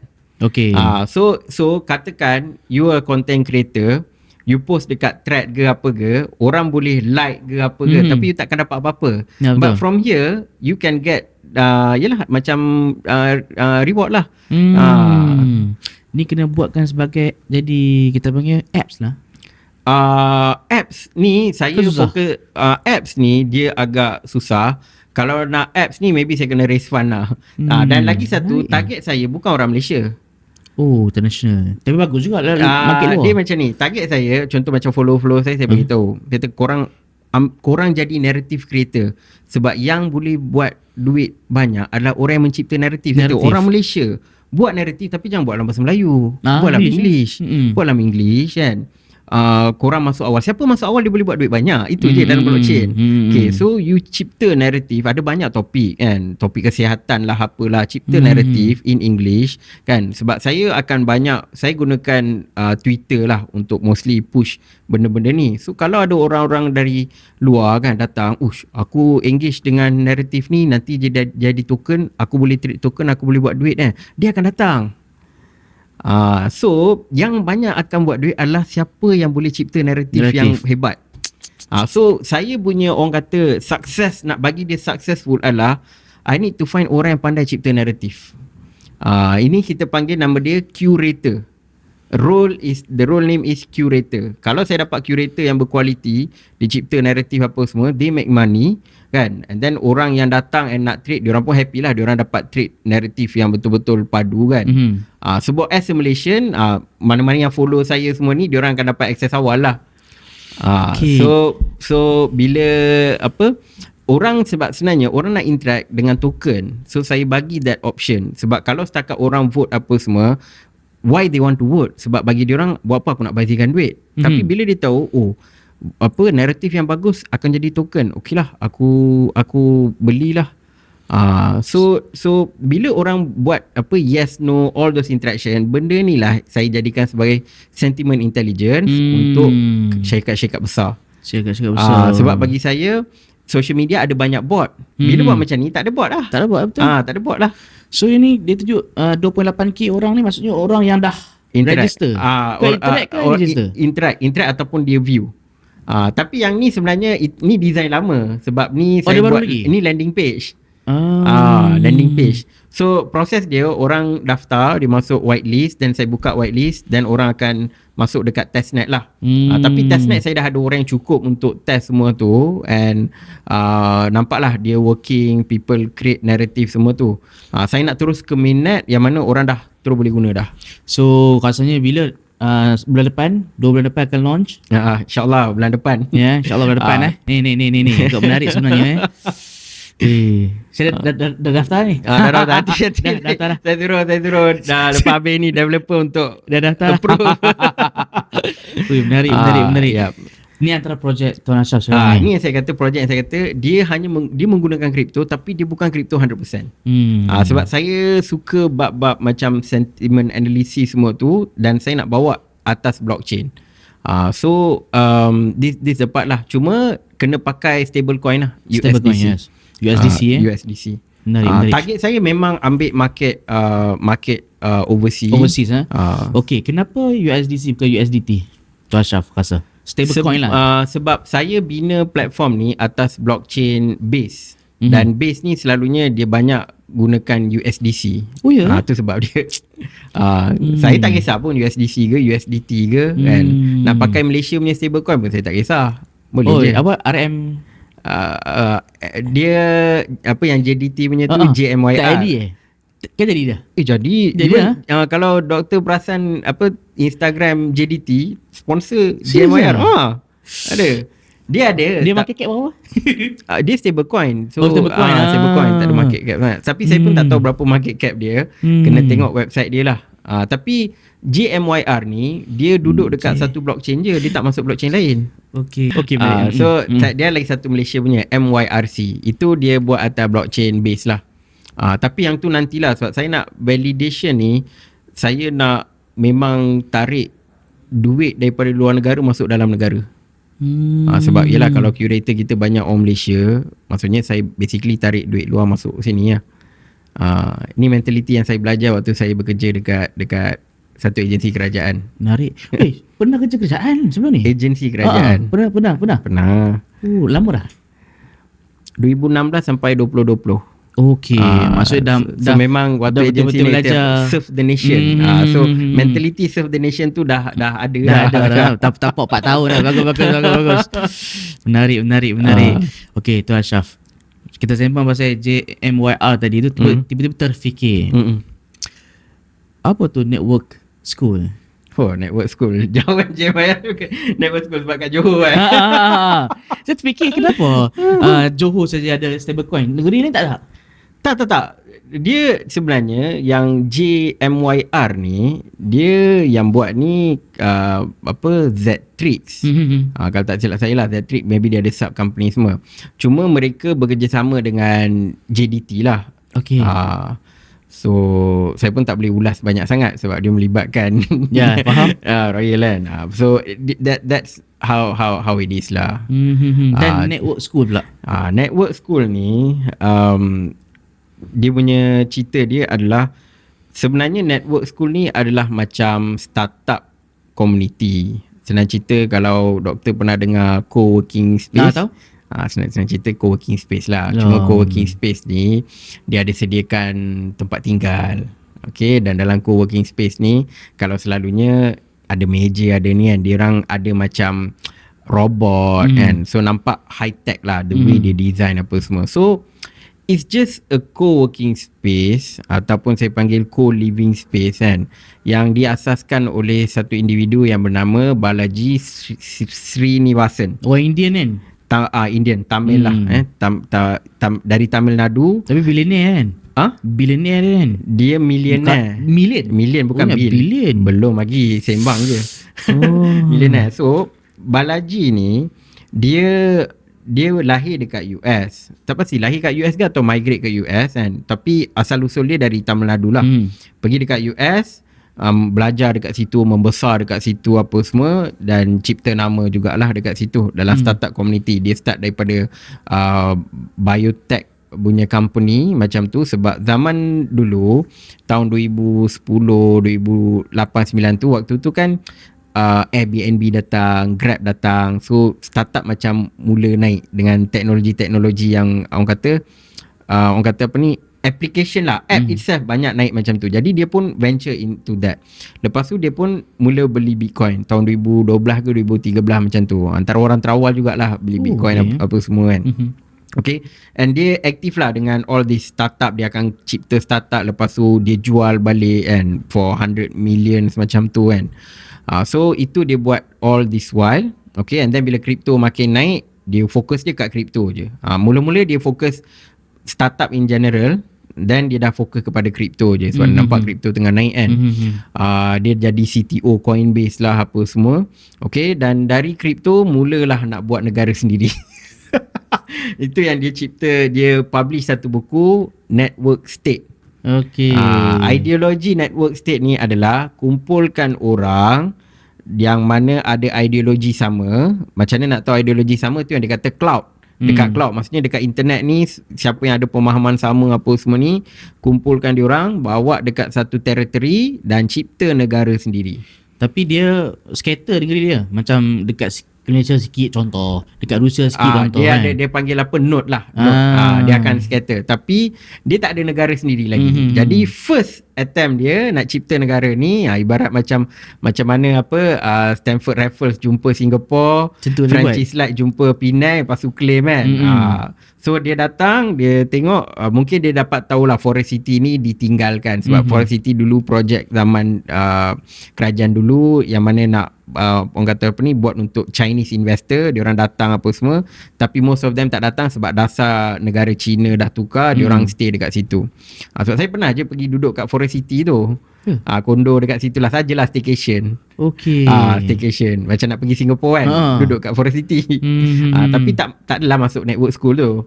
Tapi duduk dekat Forest City tu, nampak lah macam postbox kan, semua surat merah. Macam dia orang tak bayar loan ke apa. Surat merah banyak. So Balaji ni nampak lah, dia kata okay, Forest City ni dia boleh buat negara sendiri. Okay, saya mula-mula tak tahu all this thing.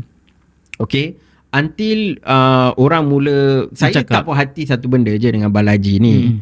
Engkau gunakan tanah Johor ni, Forest City, untuk engkau buat engkau punya network school. Tapi kau tak mention langsung Malaysia. Kau cakap near Singapore. Kau guna resources kita orang, lepas tu marketing kau bagi dekat Singapore. Singapore lah itu lah. Singapore lah yang akan dapat nama. So semua orang yang kata, even content creator semua, ayat dia orang near Singapore. But in reality, it's in Malaysia. So kalau betul lah kau nak bawa so-called your 100 million investment kan, awal-awal lagi kau dah cakap Malaysia. So bagi kau rasa Malaysia ni hina sangat. Okay, so okay lah kau ni lah kan. So saya tak puas hati bab tu je. Okay, but then bila kita mula dig a bit kan, baca dia punya network state, saya baca lah okay lah apa benda this whole network state is all about. Baca okay lah, nampak lah yang tech Zionism tu punya ni, dia mula, yelah Zionism macam mana, kau datang dari Israel pergi Palestin, kau ambil terus Palestin. So dia kata tech Zionism menggunakan teknologi. Jadi bila dah nampak pemikiran dia, so saya nampak lah okay fine, sekarang ni kau buat network school under the name teknologi apa, macam area, macam co-living apa semua kan. Nanti bila kau dah ada makin ramai, sebab mula-mula dia bawa individu, lepas tu dia kata kena bawa family juga. Bila kau dah bawa family, macam Rohingya nanti nanti membiak, nanti dia akan kata, sebab dalam buku tu dia kata start dengan cloud, lepas tu create a community akan jadi society, dan society akan ambil diplomatic recognition untuk set up ni. Jadi memang sah-sah lah member nak ambil Forest City tu. Betul. So saya nampak ini isu kedaulatan. Okay, dan lagi satu adalah orang yang dia bawa masuk, okay, walaupun dia berdeny lah, tak adalah aku panggil orang Israel apa semua, tapi Nas Daily tu adalah Israeli. Betul. Okay, dan dia masuk gunakan pasport kedua. So kalau Nas Daily boleh masuk, dia bukan masuk sekali, dia masuk banyak kali. Cuma sekali tu yang viral sebab dia kena buat content. Yes. Dia pernah datang situ bagi talk. So few times lah dia masuk Johor ni, Nas Daily ni. And mestilah kalau Nas Daily boleh, Israel yang lain pun boleh masuk pakai pasport kedua. Betul. Jadi ada yang kata itu bukan salah Balaji, itu salah immigration kita. Okay fine, immigration mungkin ada kekangan lah untuk diorang nak detect, but you as a business owner, you set up business ni, mestilah kau tahu. Kau kata kau pandai geopolitik, takkan kau tak tahu Malaysia ni punya dasar terhadap Israel tu macam mana. Then kau nak defend kau punya kesalahan.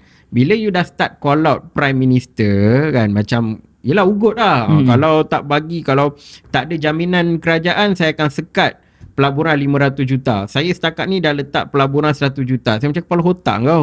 tak nampak pun kau punya 100 juta. And kalau kau kata pelaburan 100 juta kau tu besar sangat, itu kita orang punya subsidi satu hari ya. So saya nampak orang-orang macam Balaji ni, that's when I notice, oh korang pandang Malaysia sebagai hina kan. Sebab tu saya mula lantang dekat X. Balaji dia tu dah block saya dah. Tak tahan. Dia block. Dia block sebab saya question dia tak boleh nak jawab. Gila siapa dia? Geng-geng Balaji semua saya hentam. Sebab dia orang ingatkan yalah orang Melayu ni lemah lembut, boleh pijak kan, but not with me. Saya call out terus. Kalau kau kata sebab lepas tu dia swing, dia buat satu artikel kenapa dia jadi warga negara Singapura apa semua kan. Bila saya bersuara, orang Singapura pun dah trigger dah. Dia kata tak nak lah kita orang. Sebab saya cakap macam ni, kita Malaysia tak nak Balaji, korang ambil lah. Dia kata asal kita pula, kita pun tak nak dia. Gaduh lah. Gaduh. So sekarang ni member buka network school dekat Kazakhstan. Dia buat MOU je, tapi tempat Kazakhstan tu tak siap lagi. So dia kencing lah geng-geng network school juga. So tapi Balaji ni adalah someone from the crypto VC industry yang agak orang kata lunak dengan Israel lah. Itu kita nampak lah. Sebab ada yang backup dia ni memang VC Israel. Oh ya? Ada. So kita nampak, and because saya lawan dengan dia tu yang Mark Andreessen follow saya. So saya terkejut. Mark Andreessen tu adalah budak dia. Mark Andreessen, sebab waktu dia mula naik, orang yang dia bekerja dululah sebagai partner dekat A16Z ni adalah syarikat venture capitalist yang terbesar, antara yang terbesar. Mungkin kalau doktor pernah dengar Y Combinator, A16Z pun lebih kurang sama level. Cuma A16Z ni ada presence dekat kripto jugalah. So founder dia tu follow saya sebab saya duk lawan dengan dia. So saya tengok, kau ni sekarang tengah monitor aku ke macam mana? Rasa macam tu. Maksudnya bagus lah. Maksud statement daripada Ashraf kan dapat attention daripada diorang tu.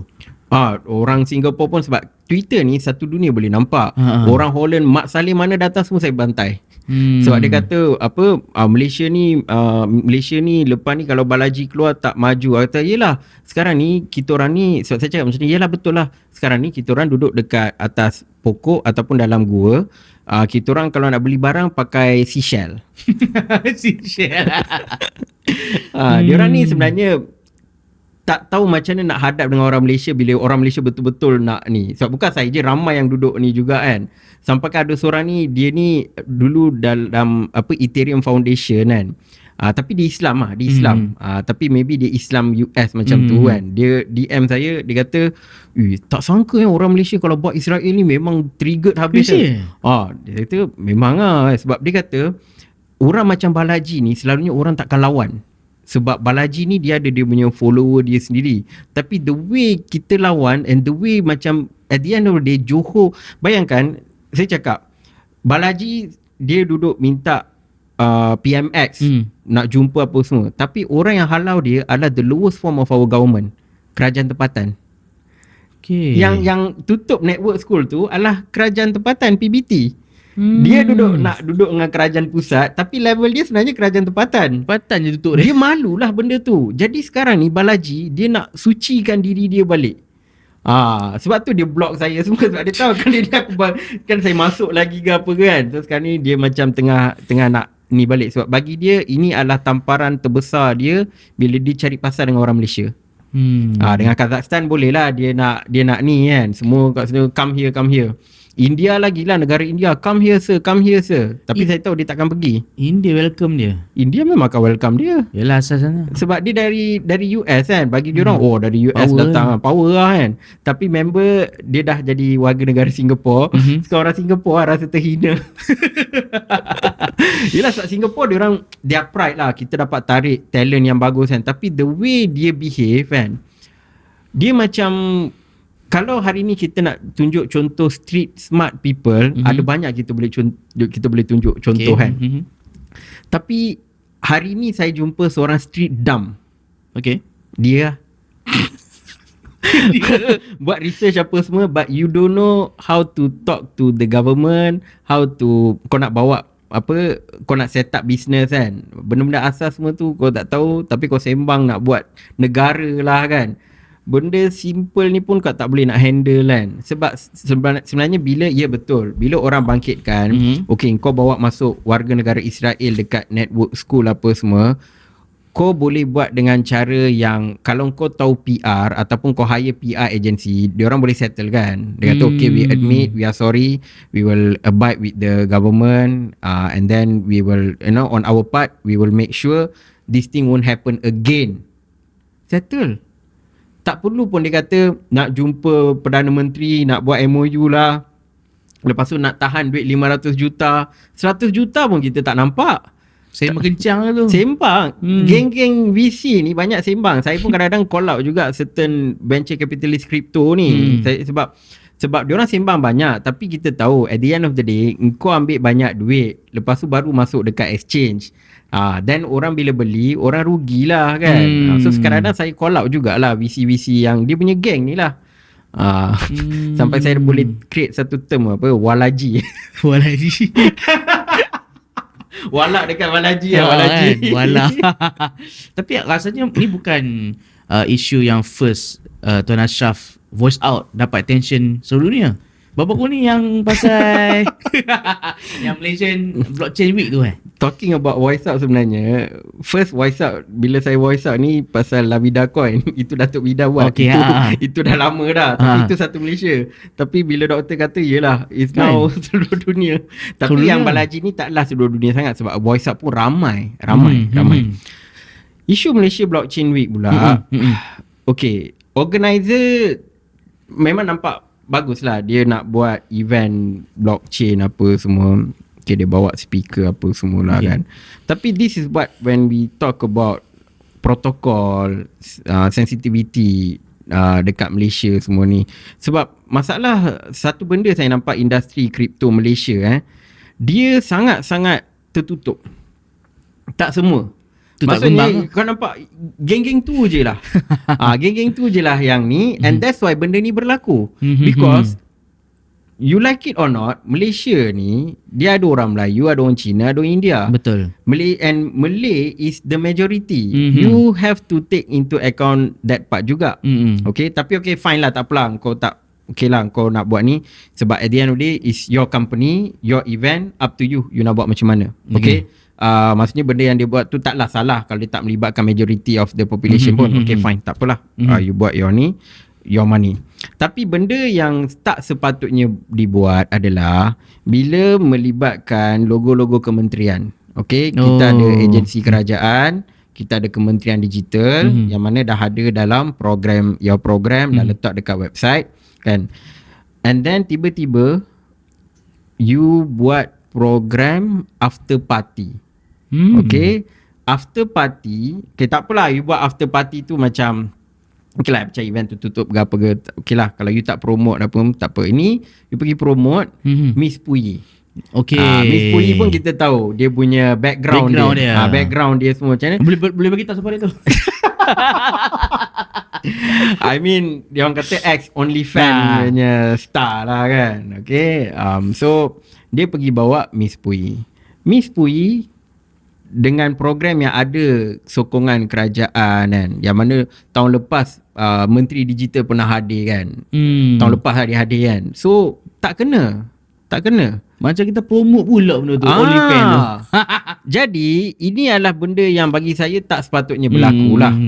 Okay, and sebagai organizer you kena faham benda-benda macam ni kan. So saya pun voice out lah dekat Facebook, dekat thread kan.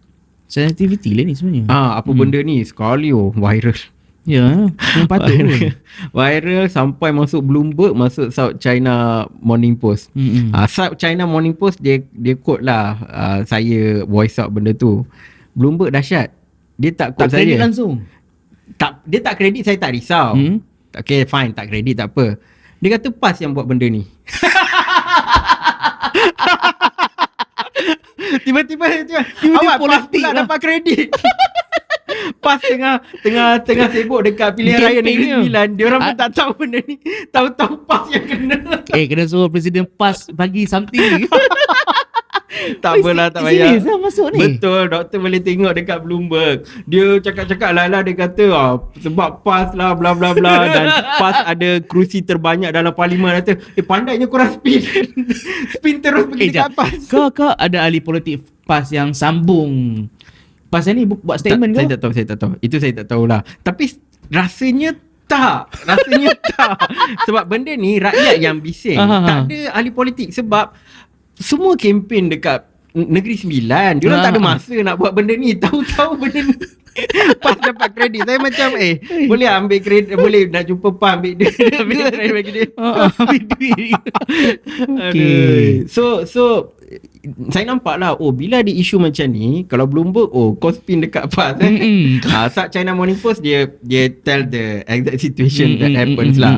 Cuma South China Morning Post ni banyak Chinese punya reader apa semua kan. Kebanyakan diorang pun tak bersetuju. Saya ingatkan habislah Chinese akan marah ke apa sebab isu ni meletup kan. Diorang pun tak bersetuju. Dia kata apa benda ni melibatkan agensi kerajaan, sebab ni lah orang tak ambil serius industri kripto. Which is true. Sebab benda-benda macam ni kita takkan nampak dekat event investment, event banking. Kita tak ada lah after party. Kalau ada pun, kalau diorang buat secara secret ke apa, diorang takkan promote. Ni dia macam bangga-banggakan, lepas tu dengan arti muka yang PUI tu kan. Jadi macam mana kita nak tarik orang masuk kripto sekarang ni? Kau buat macam ni, lagilah orang tak nak kan. Macam sebab certain orang dalam industri kripto ni, they always nampak KL je. Nampak KL, nampak ni balik-balik program sama, benda sama je. Macam mana nak attract orang? Sebab based on my experience lah, saya dulu dalam agensi kerajaan. Kita orang, projek yang saya buat ni zaman waktu tu kan Datuk Seri Najib Perdana Menteri kan. Mungkin doktor pernah dengar e-rezeki. Tahu? Saya terlibat dalam projek tu. Jadi kita orang waktu tu ada satu konsep kita bagi gig economy. So my department was in that gig economy punya ni lah. Kita orang lah yang develop ekosistem. Sebab waktu tu nampak macam informal kan. I mean nampak lah kebangkitan Airbnb, Uber semua mula masuk Malaysia. But how to formalize, macam mana nak create ekosistem kan, daripada platform, daripada supply iaitu talent dan juga demand iaitu syarikat, all those kind of thing. Tapi sekarang ni saya tak nampak benda tu. Di mana from the government punya side, they have to, orang kata, take charge. Bukan setakat support je. Sebab kalau setakat support, inilah yang akan berlaku. Benda-benda yang tak sepatutnya. Sebab anyone can do suka hati diorang. End up dia akan backfire dekat kerajaan. Kalau macam dia buat proper, they take charge in developing the ecosystem, then you get apa orang kata, nak bagi benda betul dekat rakyat tu lagi mudah. Sebab kripto ni macam saya cakap, macam-macam orang ada scammer apa semua. Jadi kalau ada peranan agensi kerajaan yang sepatutnya buat benda ni, then it will be way, orang kata, lagi orang kata benda ni boleh berkembang lagi sepatutnya, lagi menyeluruh dekat Malaysia. Itu yang kita nak. Sebab sekarang ni, sebab saya content creator je, how much I can do, sebab saya kena juga buat benda-benda lain kan. So nak develop ekosistem ni, dia tak boleh company, dia kena agensi kerajaan, dia kena kerajaan juga, dia kena kerajaan. Sebab apa? Sebab saya pernah buat saya pernah buat, tapi itu untuk di ekonomi lah.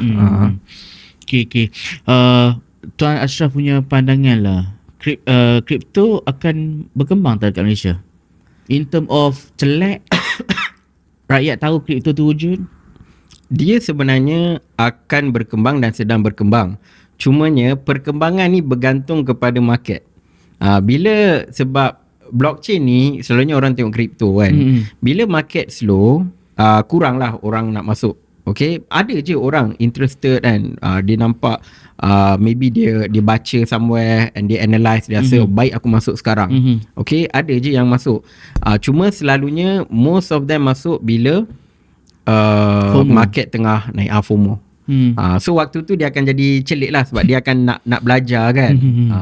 Cumanya kena berhati-hati. Kalau salah orang, then you belajar benda salah, then you hilang duit.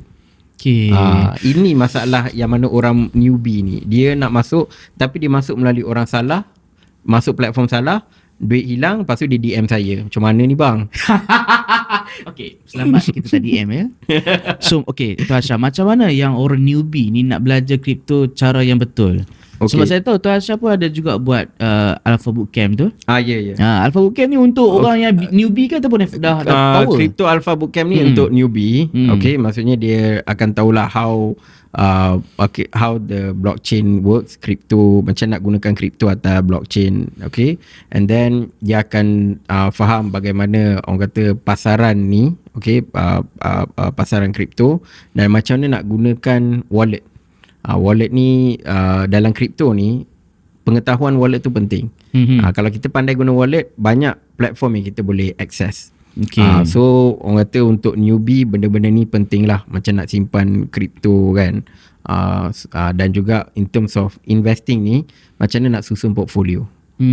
So dia lebih kepada penggunaan wallet atau blockchain dan juga investment lah. Sikit lah macam nak bina portfolio kripto. Okay.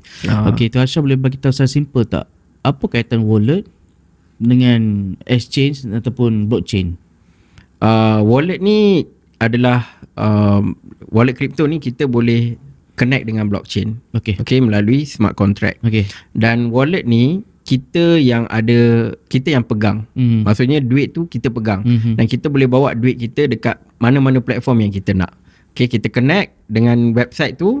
Contoh kita guna nak trade ke, nak simpan duit ke, dan kita contoh keluarkan balik duit tu, dan dia akan masuk balik dekat wallet kita lah.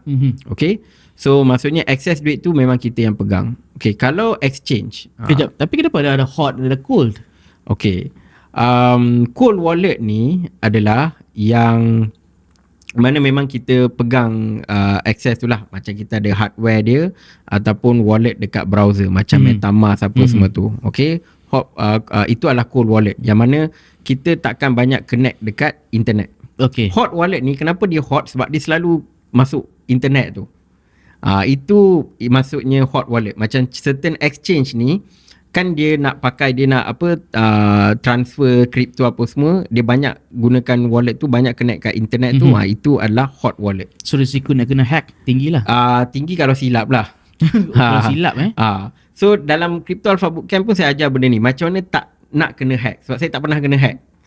Dia ada strategi untuk tak bagi kena hack. So Tuan Ashraf pakai hot lah, wallet. Cold wallet lah. Cool. Tapi kalau kita banyak gunakan dekat internet, nak contohlah saya nak dapatkan kripto percuma, airdrop, so saya kena buat banyak aktiviti semua tu kan. So macam mana kita nak, orang kata, jaga kripto kita supaya satu tak kena hack, satu lagi kalau kena hack pun kita tak terjejas.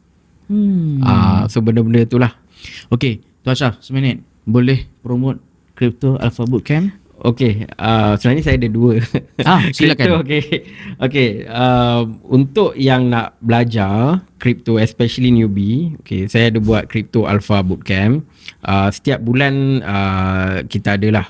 Okay, so kalau nak belajar macam mana nak invest dalam crypto, okay, dan juga kalau nak tahu macam mana nak gunakan wallet, okay, dan juga nak interact dekat blockchain ni, saya akan mostly cover dekat situ. Sebab dalam crypto ni kita kena faham juga macam mana nak gunakan blockchain, supaya kalau kita pandai gunakan fungsi-fungsi tertentu dekat blockchain, kita boleh dapat reward dalam bentuk crypto. Okay, ni kita panggil airdrop lah. Okay, so saya ajar yang tu.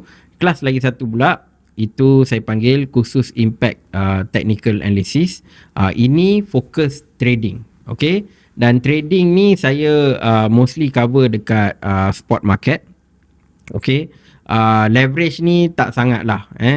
Tapi kalau ada yang nak belajar, kalau lah saya akan share juga. Okay, tapi fokus spot market. Sebab apa? Sebab ramai yang ingat bila kita trade dekat spot market ni kita tak boleh buat duit. Okay, sebenarnya boleh, tapi dia ada cara dia lah.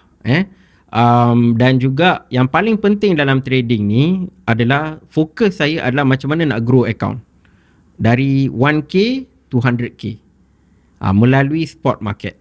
So maksudnya bila kita trade, bukan kita setakat trade, ambil profit, tapi kita kena tahu macam mana nak buat risk management, macam mana nak buat position sizing, supaya kita tahu berapa banyak duit yang kita nak gunakan untuk setiap trade.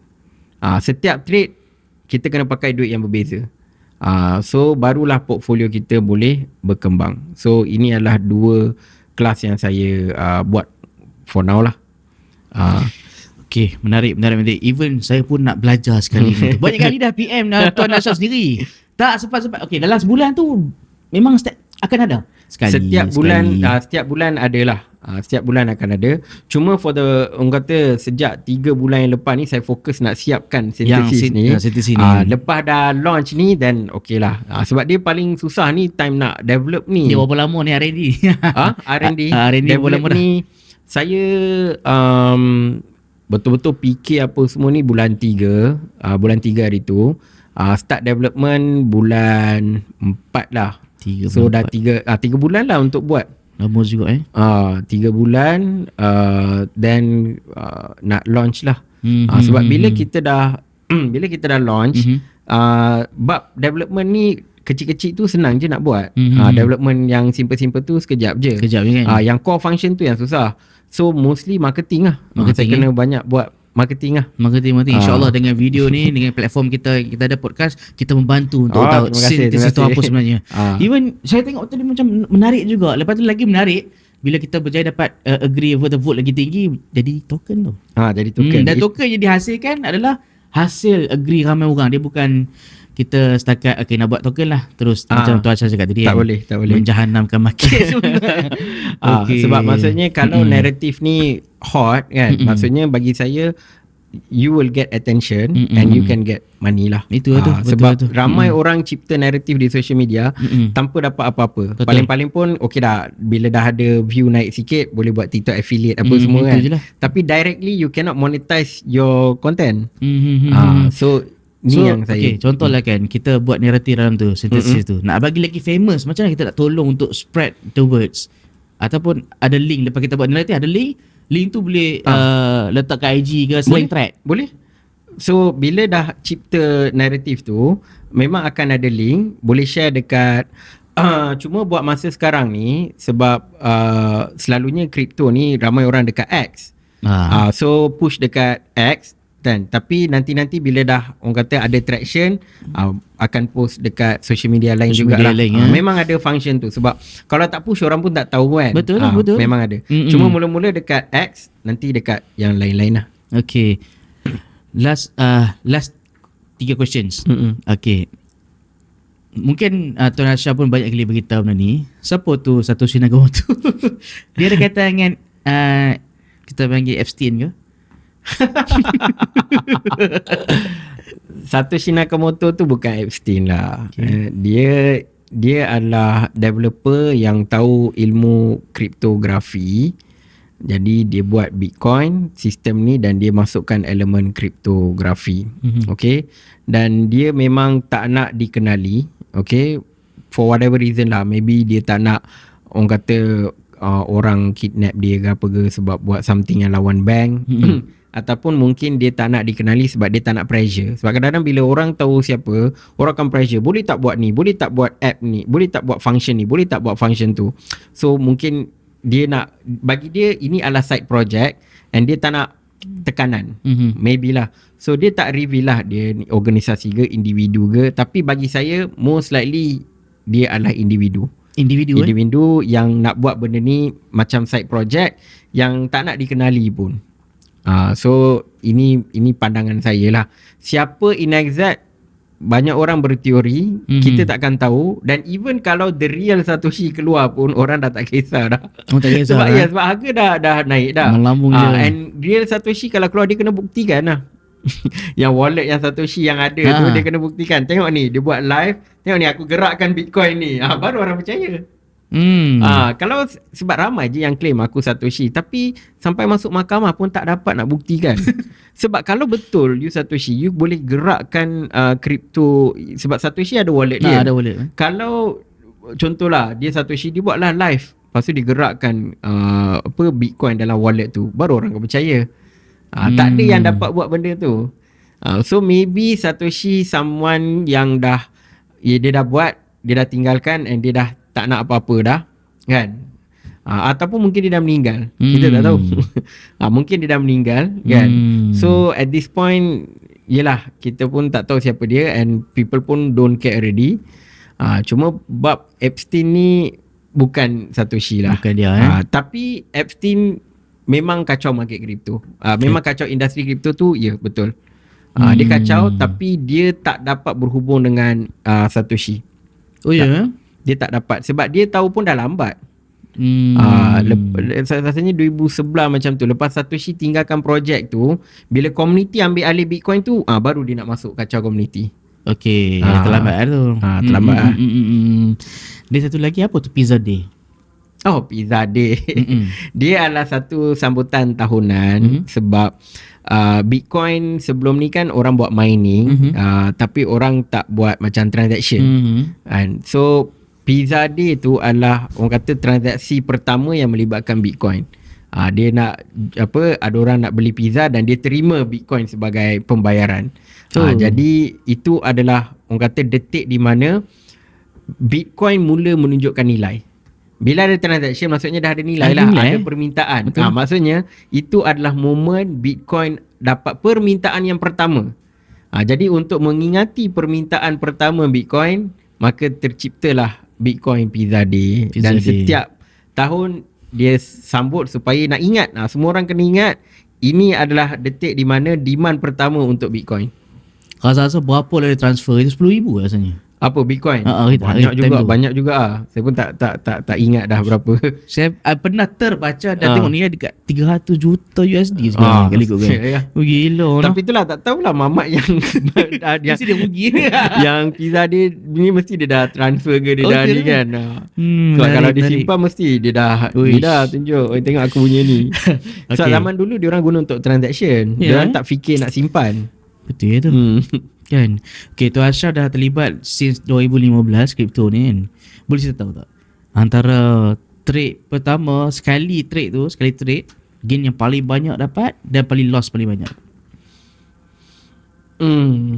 Ini tahun dua-dua berlaku tahun 2020 lah. Sebab bagi saya 2020 tahun yang waktu tu zaman DeFi, time tu yang memang saya loss yang paling banyak 2018. Okay, saya cerita yang loss dulu lah.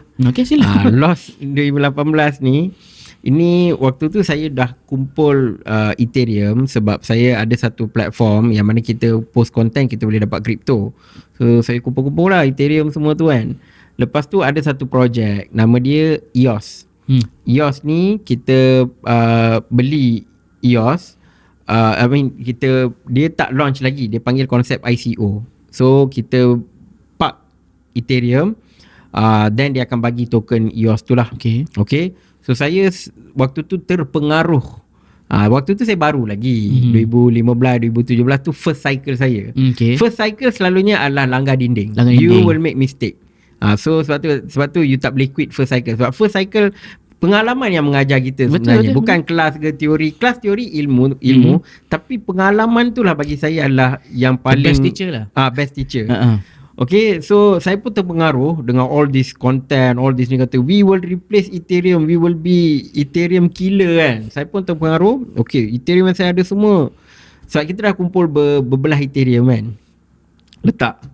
Sekali bila launch apa semua, tengok-tengok, loss, teruk jugalah loss. 80% macam tu lah loss. So then that I would say like my biggest loss lah. Berapa deh rasa-rasa? Berbelas ketul Ethereum, saya dalam 18 Ethereum macam tu. Quite a lot lah. I mean of course lah, bukan berjuta-juta, but quite a lot lah for someone like me. Banyak. Paling banyak adalah tahun 2020. Sebab waktu tu saya trade satu DeFi token apa kan, letak satu Ethereum, dapat the next day dapat dalam 20 lebih macam tu. So that's the orang kata best trade lah, paling best. Dan saya berjaya exit. Kalau saya tak exit, tak dapat 20 Ethereum. Ui, Kalau saya hold kan, habis lah tak dapat 20 Ethereum. Ya. So I exit at the right time jugalah.